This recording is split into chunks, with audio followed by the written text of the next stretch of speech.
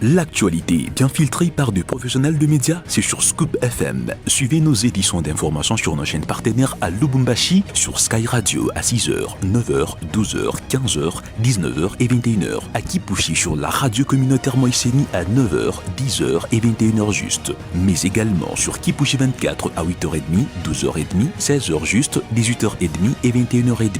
Le journal des Scoop FM passe aussi à Likasi sur Canal CTV 88.4 MHz et sur Unili Radio 88.0 à 6h, 9h, 13h et 20h. Suivez-nous également à Kasumbalesa sur Marafiki Radio 88.8 MHz à 10h, 12h et 18h. Suivez-nous également en Bougimaï sur Télédiéba 89.1 MHz à 7h juste, 15h juste et 23h juste. Scoop FM, l'actualité est en continu sur notre page Facebook et sur notre chaîne YouTube. Pour plus d'informations, contactez-nous au +243 97 62 31 31 9. Scoop FM, la neutralité réelle, la neutralité réelle.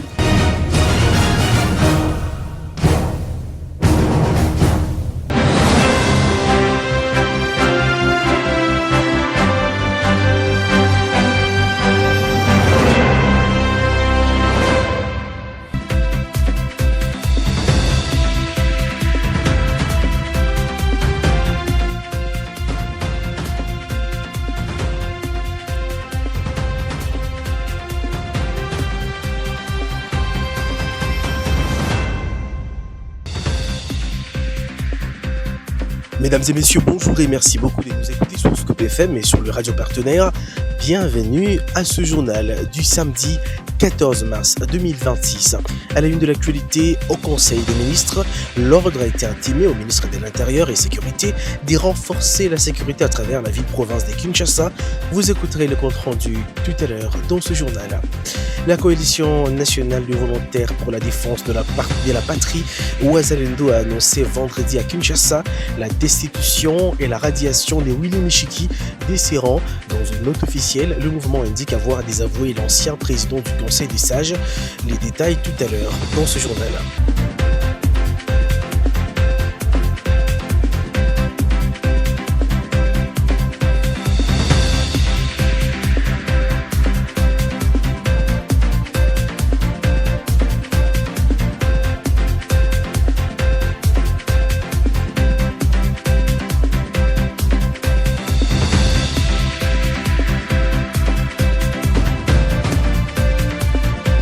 À toutes et à tous, merci beaucoup si vous nous rejoignez. Nous sommes en direct depuis Lubumbashi.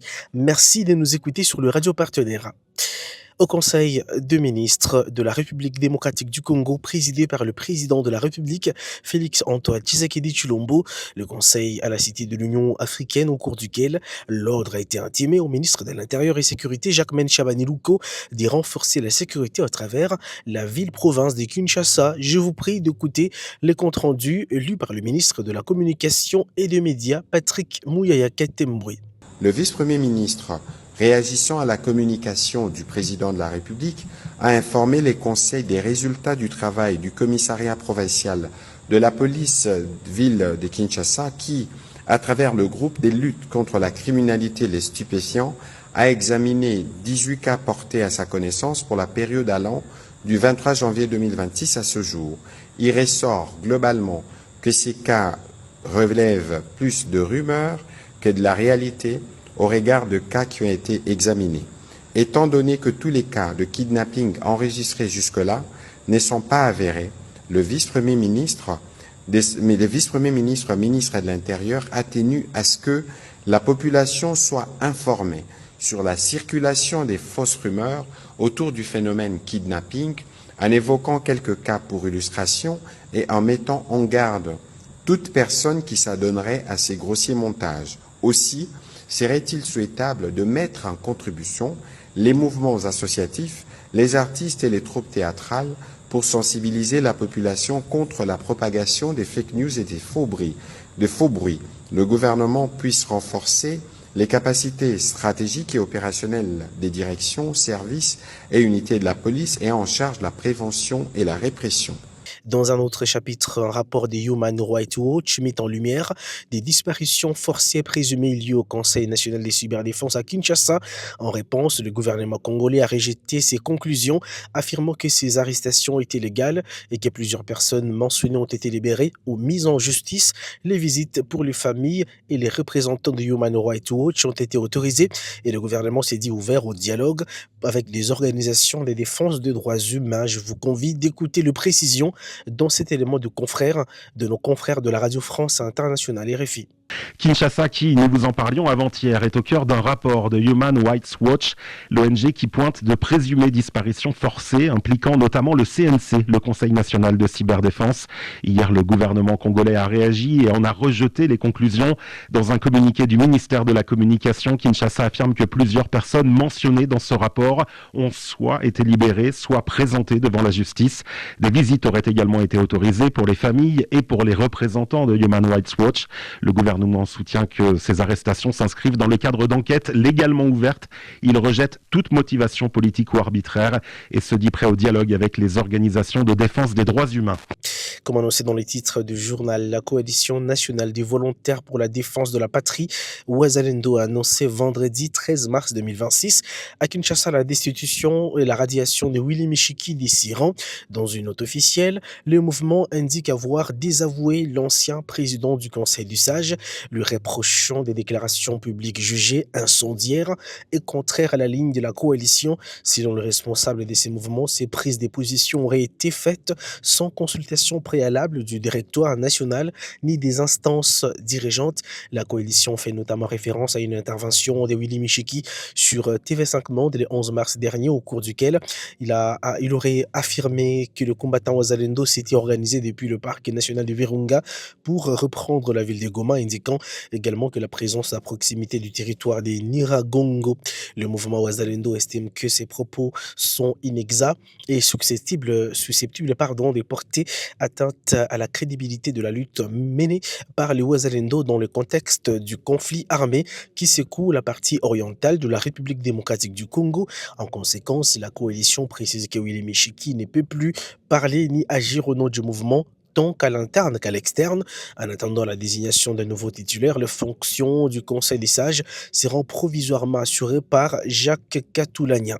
Un drame s'est produit à Chikapa jeudi dernier, chef-lieu de la province du Kasaï. Un homme est accusé d'avoir violemment frappé son propre fils, âgé de 10 ans, jusqu'à provoquer sa mort.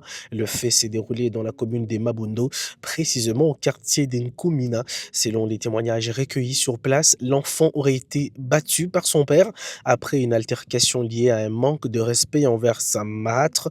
D'après le même source, l'enfant était venu du quartier des Kamilambu pour échanger avec sa belle-mère au sujet d'une somme d'argent destinée à son repas. Malheureusement, la situation a dégénéré et le coup reçu lui aurait été fatal.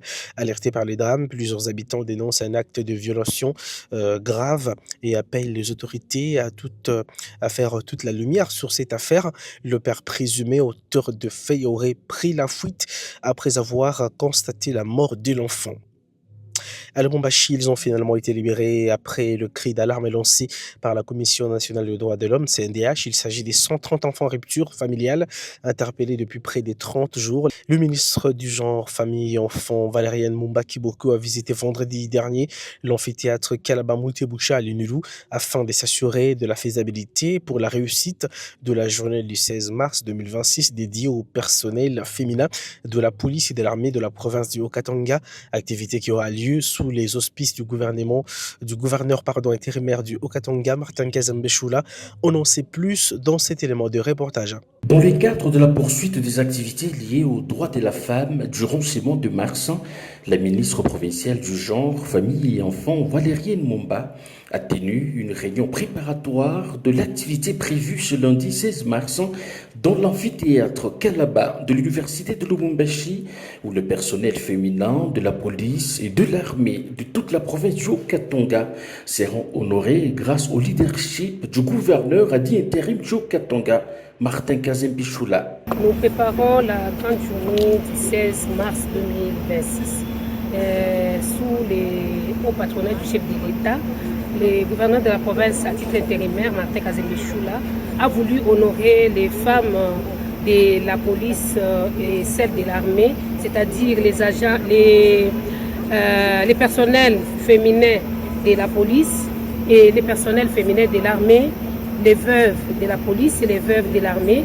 Le chef de l'exécutif provincial a voulu les honorer en date du 16 mars 2026. C'est ainsi qu'on est ici pour une réunion préparatoire, question de voir le cadre, parce que cette manifestation, c'est le cadre choisi, c'est l'amphithéâtre, comme vous le remarquez. Nous sommes venus voir et étudier les faisabilités, de voir comment va se passer cette grande journée où les femmes de l'armée et celles de la police seront à l'honneur sous le leadership de l'exécutif provincial, son Excellence Martin Kazembe Choul.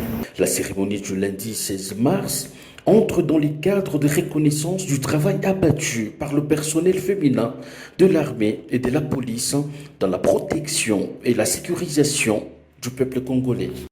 On va terminer ce journal par ces titres. Kasumba Lessa dans le Haut-Katanga, toujours. Le marché moderne de Meleki peine à tirer le vendeur 4 ans après sa construction. Inquiet de voir de nombreux commerçants exercer leurs activités dans des zones dangereuses, notamment dans les lignes de haute tension. Le maire de la ville a effectué une descente sur le terrain vendredi 13 mars dernier. André Kapampamukoma appelle les vendeurs de marché Kabulo et Chamasso à rejoindre ces sites sécurisés, avec à la clé une exemption des taxes d'un mois pour de nouveaux installés. Les marchés modernes Meleki, les tout premiers marchés construits par l'administration urbaine de Kasumba Lessa depuis plus de 4 ans, demeurent jusqu'à ces jours inexploités. Ce vendredi 13 mars, le maire de la ville André Kapampa a visité ces marchés. Sur les lieux, le constat est désolant. Les étalages sont vides pendant que les marchandes et marchands préfèrent exercer leur commerce en dessous de la ligne haute tension.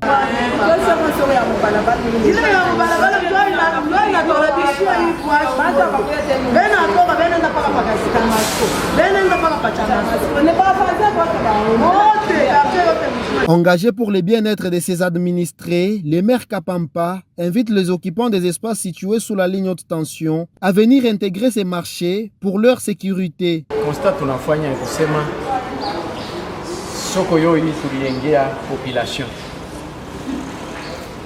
iko vide, na kama tulisema banduku ba marché Kabulo, banduku ba kote ya Chamasko, banduku bale beko na ujisha chini ya mankamba batoke, tunayua sema kuko fwashile iko vide.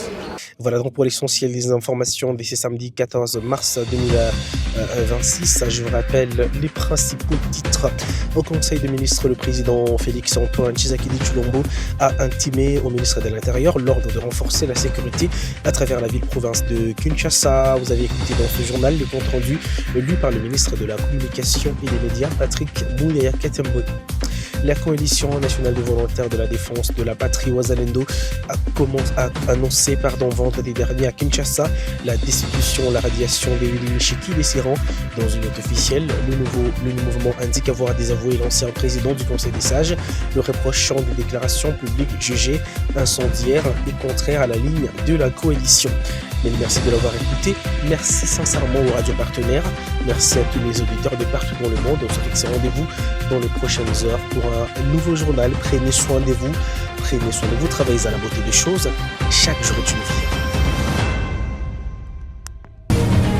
L'actualité bien filtrée par des professionnels de médias, c'est sur Scoop FM. Suivez nos éditions d'information sur nos chaînes partenaires à Lubumbashi, sur Sky Radio à 6h, 9h, 12h, 15h, 19h et 21h. À Kipushi sur la radio communautaire Moïseni à 9h, 10h et 21h juste. Mais également sur Kipushi 24 à 8h30, 12h30, 16h juste, 18h30 et 21h30. Le journal des Scoop FM passe aussi à Likasi sur Canal CTV 88.4 MHz et sur Unili Radio 88.0 à 6h, 9h, 13h et 20h. Suivez-nous également à Kasumba Lessa sur Marafiki Radio 88.8 MHz à 10h, 12h et 18h. Suivez-nous également en Bougimaï sur Télédiéba 89.1 MHz à 7h juste, 15h juste et 23h juste. Scoop FM, l'actualité est en continu sur notre page Facebook et sur notre chaîne YouTube. Pour plus d'informations, contactez-nous au +243 97 62 31 31 9. Scoop FM, la neutralité réelle.